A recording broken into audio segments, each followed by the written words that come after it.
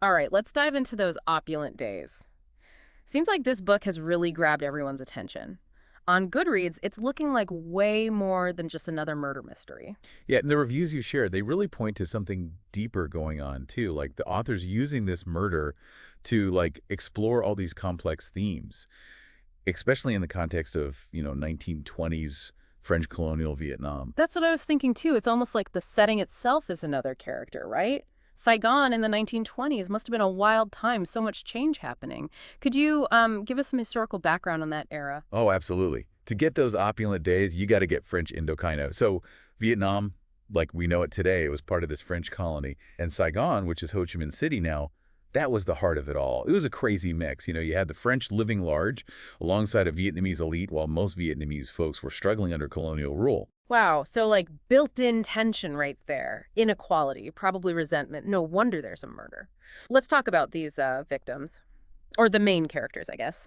The reviews mention four friends, Doobie, Fong, Min, and Edmund. What stood out about them? Well, these guys, they weren't just friends. They were sons of powerful families, Hmm. top of the heap in Saigon. The author's definitely highlighting their privilege, the power they had. And that always leads to, tangled relationships and probably some dangerous secrets, too. Oh, for sure. And speaking of secrets, there's that prophecy hanging over them, right? One dies, one goes mad, one pays, one suffers. That's intense. Talk about setting the mood, almost like a ticking time bomb. That prophecy shapes the whole story, wouldn't you say? Totally. It's like a framework. The whole story's built on it. Instantly, there's suspense. You start looking at every character wondering, is this the one? Who fits which part? How do their fancy lives fall apart? And, is it destiny? Can they escape it? That's what makes it so good. Someone's gonna die, we know that. But how and why? That's the mystery. And it seems like the author's playing with us too, with all these different narrators. The reviews mention the friends, their mothers, servants, even lovers. Why do you think they did that? It's smart, really. A lot of mysteries do this. Multiple perspectives. Yeah. Keeps you guessing. You're never sure who to trust, who's twisting the truth. It makes the reader like part of the detective work. Makes you wonder, is everyone unreliable then? Or are we supposed to be on some character's side more than others? It'll be interesting to see how those alliances and betrayals shake out. Right. It's a balance the author has to find. Everyone's a little biased, sure, but some might know they're biased. Readers got to listen closely, catch those subtle clues, and piece it all together. And we can't forget where this is all happening either. French-colonial Vietnam, that adds a whole other layer to everything. Oh, for sure. That colonial backdrop. It's key to understanding who has the power here. The book isn't just showing us how the elite lived, it's showing us the other side too, how ordinary Vietnamese people were living under French rule. So you've got this contrast, and that suggests maybe the murders tied into those tensions, those injustices. Like, the murder's a way to look closer at this whole messed up system. And the Goodreads reviews, they hint that the author doesn't hold back either. Shows the harsh reality of it all. Yeah, reviewers are praising the book for being real, raw. The violence, the exploitation, how the Vietnamese people were treated. It uses these character stories to expose the big problems of that time. Which brings me to those other characters, the ones we touched on earlier. Patler, Hai, Marianne, and Madame Nur. They seem like windows into different parts of the society beyond just the four friends. Definitely. Especially those who aren't part of the elite. They'll probably see things differently, right? Their stories could be the key to the whole puzzle, revealing what's simmering beneath the surface of all that glamour. So we've got colonial tension, rich kids with a scary prophecy, and a murder that's gonna blow their world apart. I gotta know more about those other characters. Tatler, Hai, Marianne, Madame Nur. The reviewers don't say much, but they sound important to the whole thing. Where should we start? Well, Tadler's story, it seems pretty intense. Reviewers say she's like a servant, maybe works for one of those rich families, maybe even connected to the four friends. Getting her viewpoint, that could be huge. We'd see the fancy life, but from the bottom. Like, being right there with the elite, but seeing how unfair it all is, Tadler probably sees things they don't even notice. The secrets, the meanness. Her story could show the dark side of all that opulence. Exactly. What she sees, what she knows. Could be the key to figuring out the friends, why they do what they do. Huh. Maybe she even knows stuff they don't. The whole murder might depend on, whispers and secrets only she hears. Okay, now, Hai. The reviews mention, a forbidden romance with her. Makes me think. Love across social lines, maybe even cultures clashing. In 1920s Vietnam, society was so strict that romance has got to add fuel to the fire. Oh, yeah. Forbidden love, that's classic conflict, especially in a place like that back then.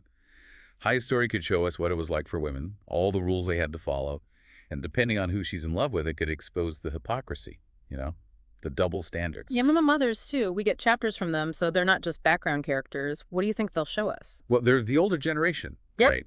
They remember Vietnam before the French really changed things, so their stories could be about old traditions, how power used to work, and maybe they show the pressure on their sons, too, to keep up appearances, the family name, all that, even if it means doing bad things. It makes you wonder, right? What if the mother's plans clash with what their sons want? Even more conflict. Now, Marianne. She seems connected to Edmund, the French guy in the group. Reviewers think she might cause some culture clash, maybe even a love triangle situation. What are your thoughts? Having Marianne there, it's interesting. French woman in colonial Vietnam, she'd have a certain status, maybe even felt superior.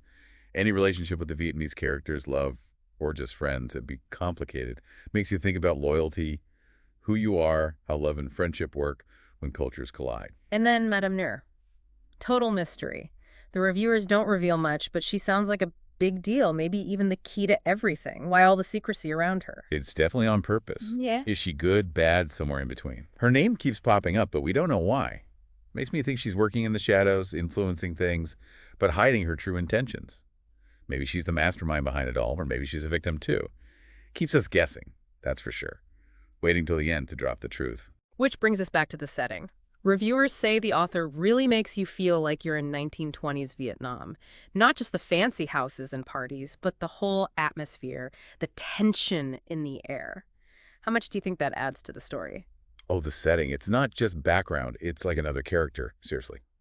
Vivid descriptions. You can practically see Saigon, the markets, the rich estates. The author shows us the contrast, the haves and have-nots, the cultures clashing, everything bubbling under the surface. It makes the story feel real, makes you believe in what's happening to the characters. And it sounds like the author doesn't shy away from the dark stuff either. Reviewers talk about the violence, the poverty, how the Vietnamese people were treated under French rule. They say it's honest. Yeah, got to be real about that, right? The murder is the main plot, but can't forget what was happening around it. All that injustice, the pushback against the French, the characters' lives, they're happening while all that's going on. It makes the story matter more. Shows how even personal stuff can be connected to big historical forces. Makes you think about the effects of colonialism, how it changes people's lives, their whole fate.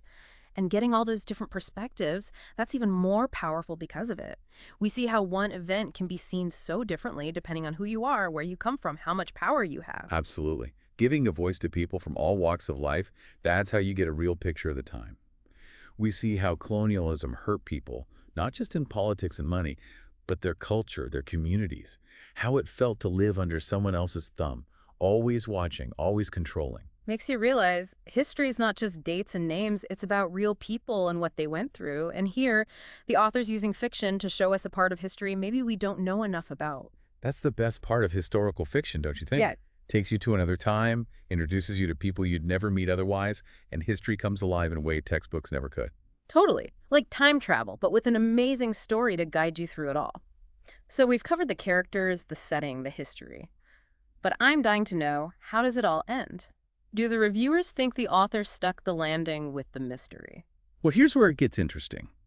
Some reviewers said they saw the ending coming, while others were totally shocked. So even if you guessed who did it, you were still into the story. That means the author did a good job with the characters, with making the plot twisty, right? It's not just about the answer, it's about the whole journey. Exactly. Even if the ending wasn't a total shocker, reviewers loved the book for how real the characters felt, how well written the setting was, and how it made them think about colonialism's impact on Vietnam. The murder mystery, it was a way to explore bigger ideas, make readers consider the past and how it still affects us. Sounds like the author found that sweet spot, a good mystery that also makes you think about society. It's not just entertainment, it makes you talk, makes you question things, see the connection between then and now. It's crazy how this book works on so many levels, right? You've got the murder, but then underneath, it's about colonialism, society, people trying to figure out their lives in a world that's changing like crazy. What really stuck out to you from the reviews? Anything specific? A lot of reviewers talked about this cycle of abuse. And not just like hitting or anything, but how when people have more power, they can hurt others in subtle ways, like in families or in society as a whole.